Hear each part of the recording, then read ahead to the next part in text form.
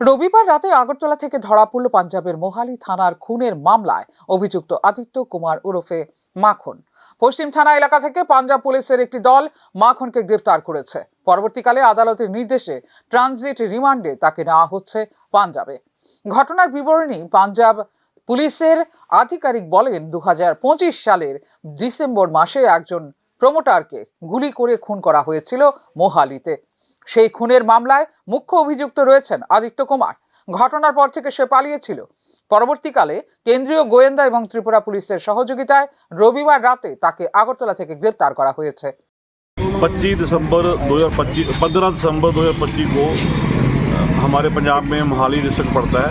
उसमें स्वाने थाने में एक कबड्डी प्रमोटर था रवि बलाचौरिया। उसको 3 लोगों ने गोली मार के मार दिया था।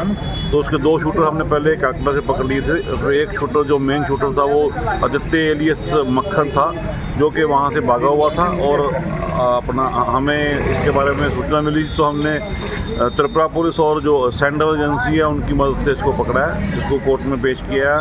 इसका 10 तारीख तक ट्रांजिट रिमांड लिया है। इसको जाकर मोहाली की कोर्ट में पेश करें। সোমবার আদালতের নির্দেশে তাকে ট্রানজিট রিমান্ডে নিয়ে মোহালির উদ্দেশ্যে রওনা হয়েছে Punjab police. Bureau report, news now.